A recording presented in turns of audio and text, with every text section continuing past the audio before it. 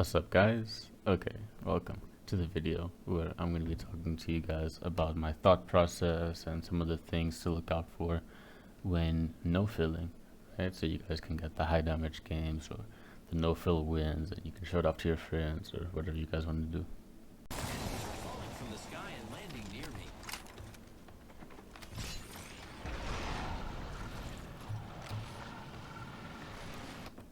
So real quick over here, what I do is I land, I pick up the RD45 and the hemlock, and then I'm starting to look around immediately, right? Like I don't immediately jump off and start fighting. I want to get an idea of who's around me. This is an awareness thing, you know, just it's really important to know where your enemies are before you make any kind of play. And we'll talk more about that a little bit later on. Please respect my personal So space. I see these two guys right over here, right? I have this high ground, I have a rampage. I can easily knock one of these guys over here. And that's exactly what I do. You stay on height and you just, like over there's not much they could have done, you know. Granted, they were still looting up, they were still getting stuff. But even in the situation that these guys are like fully looted, if you just look here, I have all of this cover to work with. All of this, right? I can just peek back down over here and these guys won't be able to see me. So like that's why height like is such a good like cover to use, because it's simple as just moving back a little bit, reloading. These guys, I'm putting a lot of pressure on them. Like one of them is right over here. I think he runs over to the side and I have to reload my gun so he gets away. But you know, that's a really good example of how strong high ground can be.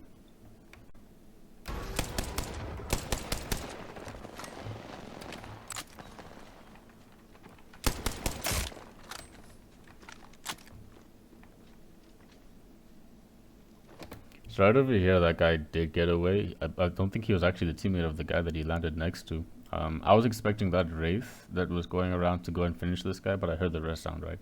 So as soon as I hear that, I go straight for the push.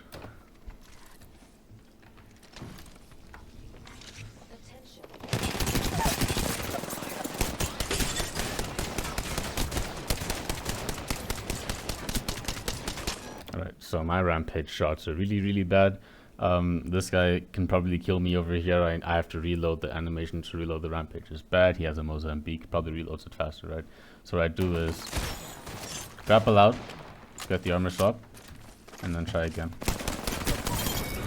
So do forgive me for those really bad shots. I'm not that great with rampage hipfire, but there's an example of when you should push, right? Like I know that this guy got knocked.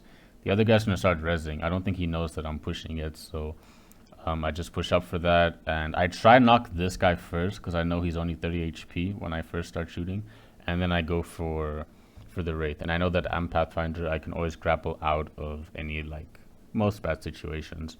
In this case I did, and I got the armor swap, which led me to winning this engagement. So this part's pretty important actually. So I hear some people fighting ahead of me, or at least I know that there are people in front of me. And I'm not in the best position, right? If somebody was to like walk up on me right over here, you know, there's a person right here and he's looking at me. There's not a lot that I can do over here, right? Like, I don't really like this position, right? Even if I go back, he still has an angle on me for most of the time and he gets free headshots, and his position over here would be a lot better than I would, right?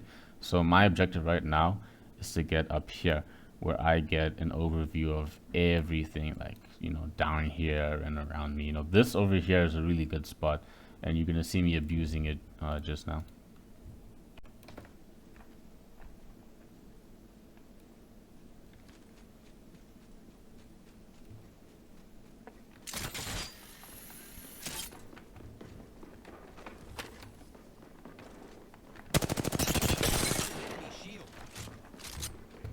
So right over there, I beam the Valkyrie, and then I know because I've started shooting, the team right below me is now, you know, they're gonna start wondering, hey, what's going on? You know, they're gonna want to peek outside. So I shoot her. I don't get the one clip on her, which is fine. I'm actually gonna go back into cover. She doesn't have my attention anymore. You know, I'm not gonna kill her. Right now, I need to focus on the team right next to me.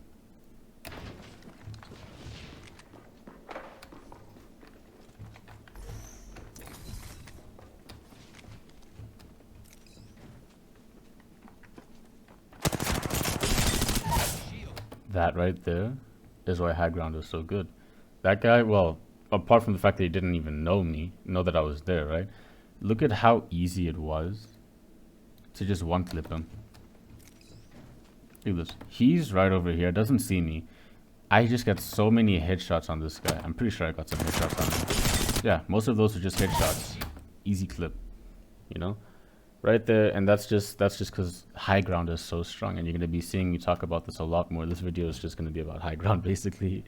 But it's your best friend, and that's why I think mobility legends are so good, especially when you're no feeling.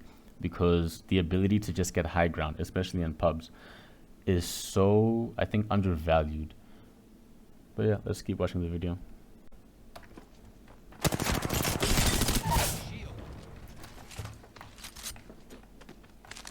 Right here, I knew this shit was climbing up on me, right? And this is another example of when, like, just playing with your enemies, man. Like, you know, alright, I just knocked this guy.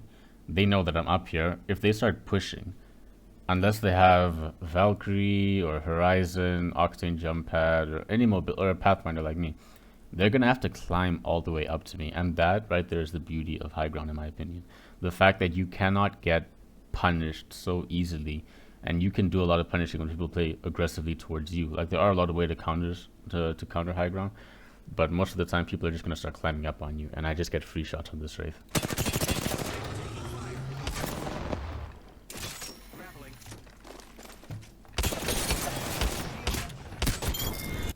Now, I wouldn't recommend this play. What I did was I stupidly drop off of my high ground.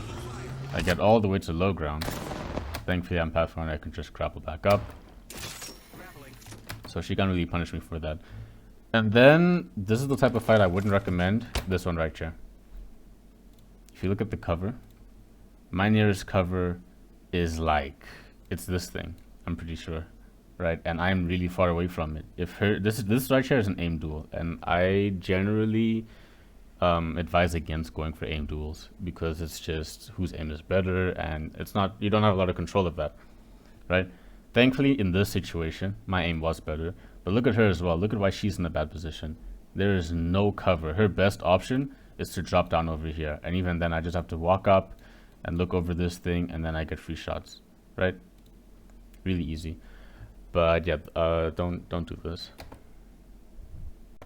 So I finished looting up, and I don't know if you can see it, but there is someone right over there, right? I noticed him, and okay, right now our positioning is really similar, right? So I can't use the edge of this high ground anymore to block me. I have to rely on this box over here until these guys make some sort of mistake. Or I was thinking I could also just zipline onto this height as well. That's something I was considering a lot of the time, but they do eventually leave this and kind of push down. So let's watch that.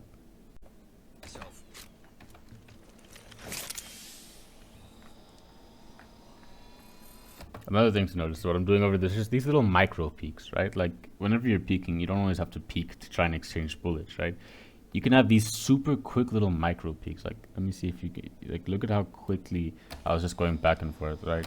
And not even that far out of cover. They didn't see me, but even if they did, you know, they probably don't, like, even if they do shoot me, it's not a lot of damage that I'm taking.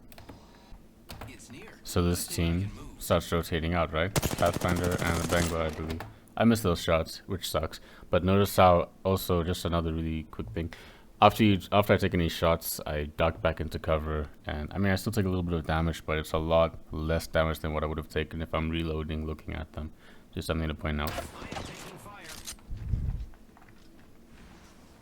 So here I am doing those little micro peeks, just seeing what's going on.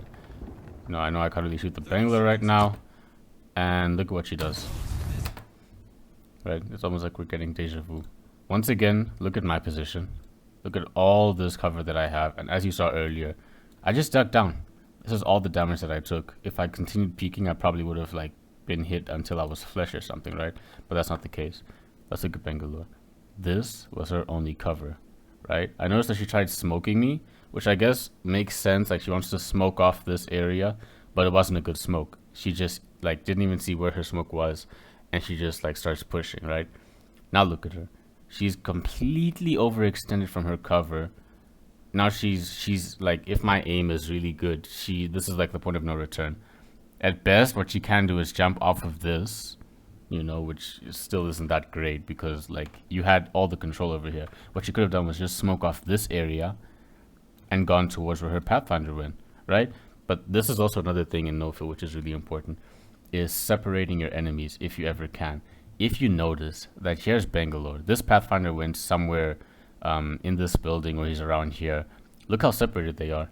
If I was to kill this Bangalore, I'm just forcing different 1v1s, and that's a really core concept in no-filling, is forcing 1v1s. You never want to fight two people looking at you at the same time. And this Bangalore made it so much easier for me, because she doesn't have any cover. She has to go all the way back here or all the way over there. Either way, she's screwed. Like I said earlier, best thing she could probably do is just jump off over here. And let's see what happens to this Bangalore. Yeah, she gets beamed. And then I just drop down on her with the Eva. Over here, this is one of the situations where it's okay to just like push down and force one of those aim duels, because like I know that she's 1 HP. I just come out with my Eva 8. I just have to hit one shot and it's done. So as soon as I knock this Bangalore, I go to this building and I start popping a battery, because I know that the other guy is going to start pushing me really soon. So I want to be healed up before that.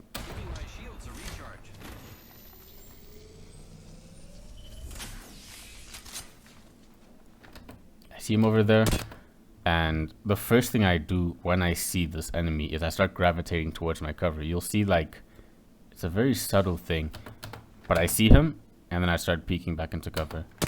You see that? And that's a really important thing. Look where he is. He doesn't have any cover. His nearest cover is, if I'm correct, it's this over here, right? Which he starts moving towards, but it's already too late.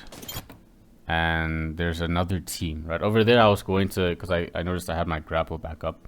He was 1 HP, just like the Bangalore. I was about to grapple onto him and hit him with the Eva 8, which is bad because there's a team over here, like these two guys right here. And if I was already there, I was gonna get messed up really hard because they both have an angle on me, right? So what do I do instead? Notice there's another team. Completely reset. And naturally, I'm going to go back to my height spot.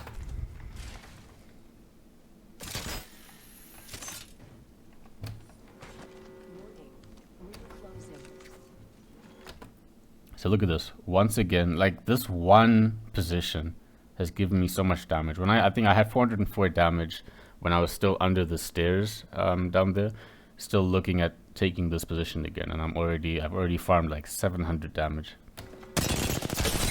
Beam the Octane, unfortunately you don't get the knock on him, and because his teammate is right there, unlike the other times where I would jump down and try and thirst this guy, I know that his teammate's here, so I don't have that luxury. Immediately duck behind cover and start reloading. Revenant, and I take a lot of damage, right? So over here, I'm just going to start healing again.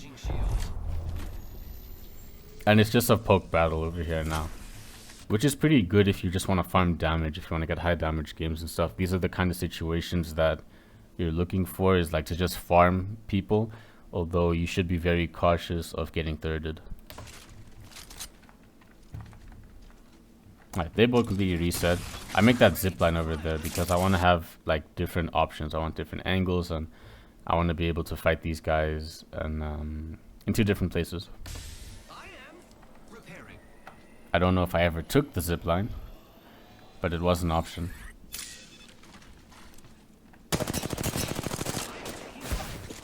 Over there, took a lot of damage. They both looked at me. I wasn't sure where the Revenant was. So what I decided to do over here is just completely reset. They have an Octane jump pad, and I can get pushed really hard. So I think what I do is I just fall off this building and just leave for now. You see Revenant starting to throw his tactical at me, and I know that, you know, these guys are probably going to want to make some sort of push on me. So I get out and I reset. Not much to show over here. I just like fully heal, so we'll skip to the next part.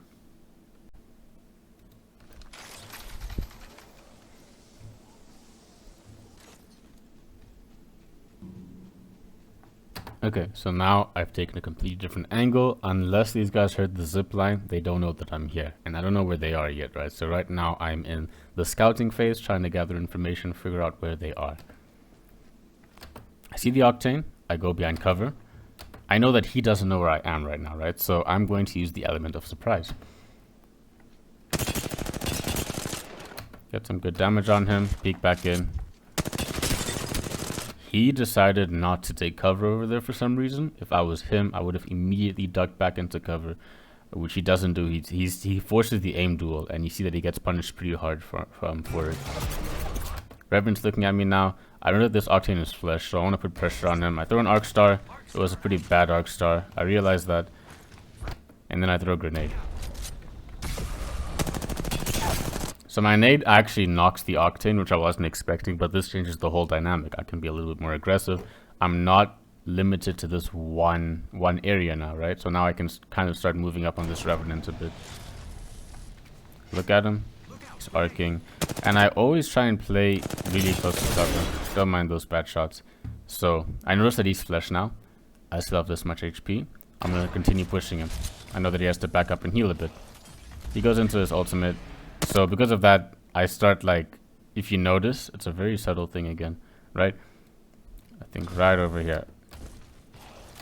I'm moving this way. What my plan is right now is I'm going to move towards this cover and get an angle and just shoot the Revenant from like the side over here, or I can just grapple onto him. I know he's flesh, right? But what happens when I hear the Revenant, the totem sound, is you'll notice I start moving back over here. Like, wait, it's not too safe to just go up and start fighting this guy yet, right? I start going back. I see him. Now the supply bin is my cover. I see him getting an armor swap. So now I know that he has blue, so I can't push too hard yet. There he is. Kill him, and if I didn't get that knock immediately, I was just gonna walk up and use my Peacekeeper or, you know, whatever shots I have left. And that's how you change the dynamic. Over there, those guys had a much, like, they had an advantage over me because they were cracking me, and, you know, they had Octane jump pad.